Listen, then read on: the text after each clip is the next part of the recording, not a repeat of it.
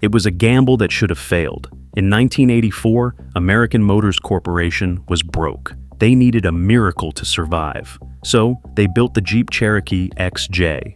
This machine wasn't designed to be fashionable. It was designed to work. But in its stark utility, it achieved something modern vehicles have lost entirely. Today, we treat cars like disposable appliances.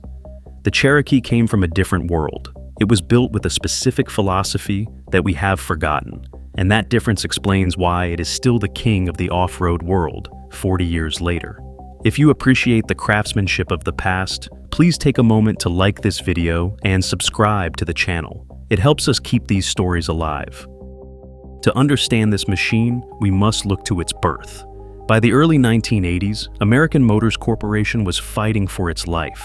Lacking the massive budgets of the Big Three, they could not afford to fail. This desperation forced them to take risks a comfortable company would never consider. The biggest gamble was the structure. At the time, real off-road vehicles were built using body-on-frame construction, bolting a body onto a heavy steel frame. It was durable, but heavy and inefficient. American Motors Corporation decided to do something radical. They welded the frame and body together into a single unit called the uniframe. This was a massive departure from tradition. Critics said it would not last. They said a unibody vehicle would twist and crack under the stress of off-road driving. But the engineers at Jeep knew something the critics did not. By integrating the frame into the body, they could create a structure that was incredibly stiff, yet much lighter. The design team was led by a man named Dick Teague. He was working with tight constraints, but he had help from an unexpected source. Renault had acquired a controlling stake in AMC. This brought French engineer François Castaing into the picture.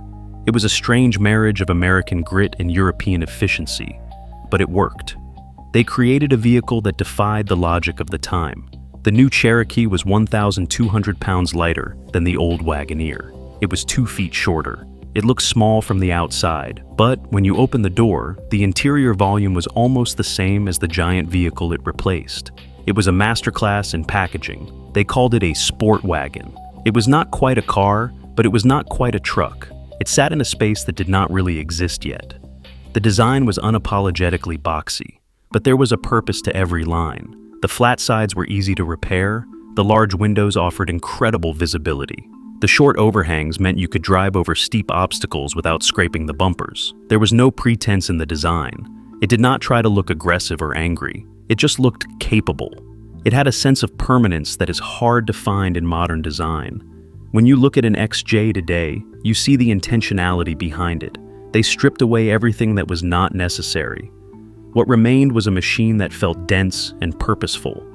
This unibody construction changed everything. It allowed the Cherokee to drive like a car on the pavement, but perform like a goat on the trail.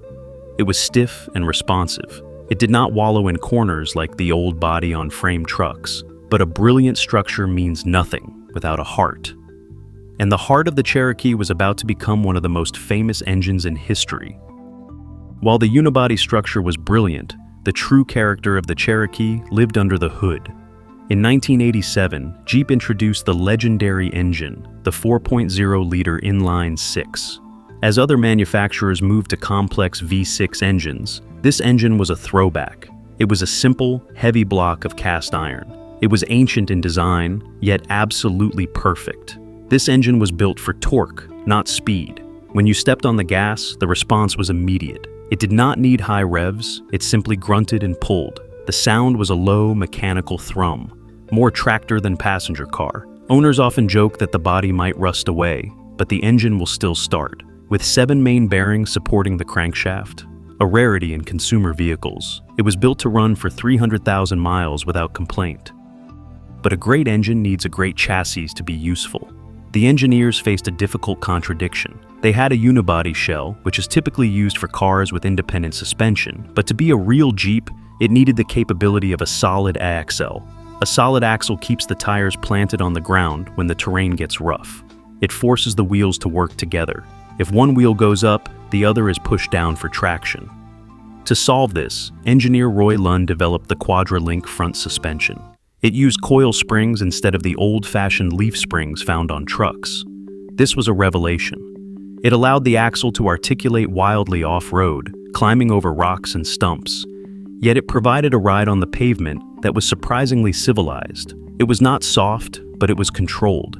It communicated the texture of the road directly to your hands through the steering wheel. This sense of direct communication defined the entire experience. Today, if you want to engage four-wheel drive in a modern SUV, you press a plastic button or turn a dial. A computer thinks about it, and an electric motor engages the system. You feel nothing. In the Cherokee, it was a physical act. To the left of the gear shift, there was a second lever. It was connected directly to the transfer case by metal linkages. To engage four-wheel drive, you had to grab that lever and pull it firmly back. You could feel the gears meshing through the handle. You could feel the mechanical resistance as the front drive shaft engaged. It required effort, it required intent. There were two systems available. Command Track was a part-time system for loose surfaces only. Select Track allowed for full-time use on wet roads. Both relied on the driver to understand the machine. You were not a passenger in a computer simulation. You were the operator of a piece of heavy machinery. The interior reflected this same philosophy of honest durability. There were no soft-touch plastics pretending to be leather. The dashboard was a cliff of hard, durable plastic. It was not trying to be luxurious, it was trying to be permanent. The gauges were clear and square. The switches were heavy rockers that clicked with a satisfying snap. The door panels were simple vinyl or cloth. Everything inside the cabin was designed with a single purpose. It was meant to last. You could wipe the dashboard down with a wet rag. You could throw muddy gear in the back without worrying about scratching delicate surfaces. It smelled of oil and vinyl and hot metal. It was a sensory experience grounded in reality. That lack of pretense, that refusal to hide the mechanical nature of the machine, created a sense of trust. You knew exactly what this vehicle was. It did not try to coddle you. It simply promised to work. That honesty had an unexpected effect. It began to appeal to a group of people who had never driven on a dirt trail in their lives. But here's where the story takes an unexpected turn. How did a utilitarian work vehicle become the status symbol of suburban America? Something shifted in the American suburbs during the late 1980s. The massive wood-paneled station wagons began to disappear, replaced by the upright, square silhouette of the Cherokee. It was a quiet cultural revolution. The XJ moved from a niche tool for hunters to the default choice for the American family. Driving a wagon said you were settled. Driving a Cherokee said you were capable and adventurous. It suggested you might leave the school drop-off line for a rugged mountain trail, even if the reality was just a corporate commute. Jeep recognized this shift in demographics and leaned into it. They introduced new trim levels designed to bring a touch of civilization to the brute. The limited model arrived with gold badges and intricate lace-spoke alloy wheels. Then there was the Briarwood edition. It featured vinyl wood grain siding and plush carpeting that felt deep under your boots.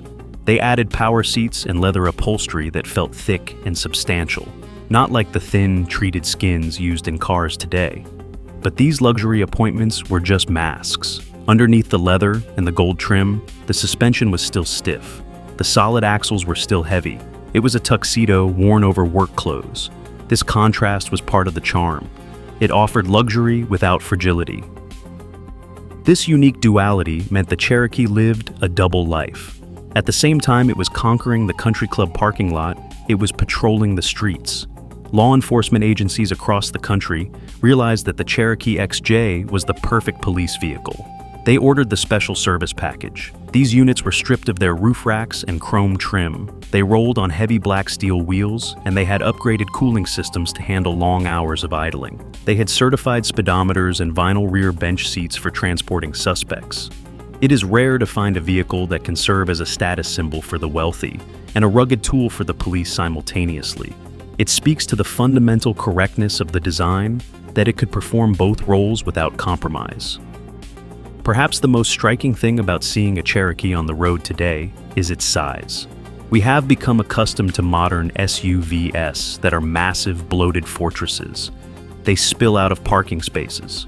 They require cameras and sensors just to back out of a driveway safely. The XJ comes from a time when spatial efficiency still mattered. It is remarkably compact. It is narrow enough to navigate tight city streets with ease. You can open the door in a crowded parking garage without hitting the car next to you. It was the Goldilocks size. It was big enough to haul a family and their gear, but small enough to feel agile and manageable. Visibility was another lost luxury that modern drivers have forgotten. The pillars holding up the roof were thin and elegant. The beltline was low. When you sat in the driver's seat, you were surrounded by glass. You could see the corners of the hood clearly. You knew exactly where the tires were placed on the road.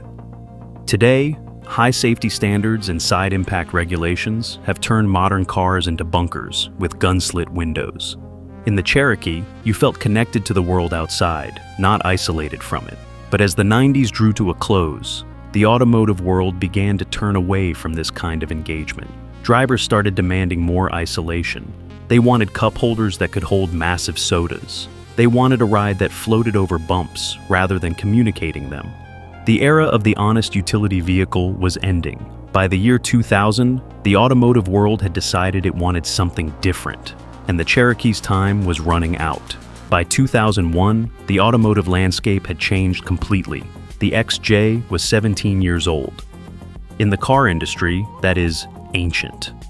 Most models are redesigned every 4 or 5 years to chase trends. The Cherokee stayed the same because it did not need to change, but the end eventually came. The production line in Toledo, Ohio, finally went quiet. The reason was not a lack of demand. People were still buying them. The reason was physical. The heavy steel molds used to stamp the unibody panels were simply worn out. They had pressed nearly 3 million bodies and could literally do no more. Its replacement, the Jeep Liberty, was round, soft, and safer, but lacked the soul of the box it replaced. However, the story did not end there. Look around any American town today, and you will still see the XJ everywhere.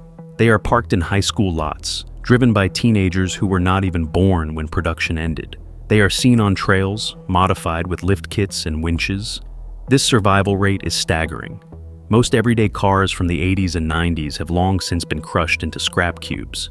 They were appliances, designed to be used up and thrown away. The Cherokee survives because it is fundamentally repairable. Modern vehicles are often nightmares of proprietary sensors, hidden computers, and plastic clips that snap if you look at them wrong. The XJ is held together with standard bolts. It is a machine that invites you to fix it. A basic set of hand tools and a repair manual are all you need to keep one running for decades. Parts are cheap and available at any auto parts store. It represents a philosophy of ownership that is disappearing, the idea that you can understand and maintain your own property. The design had such staying power that it refused to die even after Chrysler pulled the plug. The tooling was shipped to China, where production continued under Beijing Jeep for years. This global afterlife speaks to the universal appeal of the concept. A simple, rugged box works just as well in rural Asia as it does in the American suburbs. Utility is a universal language. Today, finding a clean, low-mileage Cherokee has become a treasure hunt. Prices are climbing rapidly as people realize what has been lost. We traded thin pillars and great visibility for backup cameras and blind spot sensors. We traded mechanical feedback for electronic isolation. We traded durability for planned obsolescence. Driving an XJ now feels like a quiet act of rebellion. It is a rejection of the idea that a car should be a disposable consumer good, like a smartphone that you replace every 2 years. It is a commitment to the physical world. The heavy steering reminds you that you are moving steel. The vibration of the engine reminds you of the combustion happening just feet away. It has created a community of owners who wave to each other, bound by the shared knowledge that they are driving a piece of history. But the Cherokee teaches us something deeper than nostalgia. It reveals what we actually gave up when we decided cars should be disposable. The Jeep Cherokee XJ teaches us a valuable lesson about what luxury actually means. We have been trained to think luxury is about soft leather and ambient lighting, but the XJ proves that true luxury is reliability. It is the luxury of owning something that was built to last, not built to be replaced. It is the deep comfort of knowing your machine will always get you home. If you have a memory of that heavy door latch or the distinct sound of the 4-liter engine starting up, let us know in the comments below. We want to hear your story. For more explorations of design heritage, and the good old things we have list, please subscribe to the channel.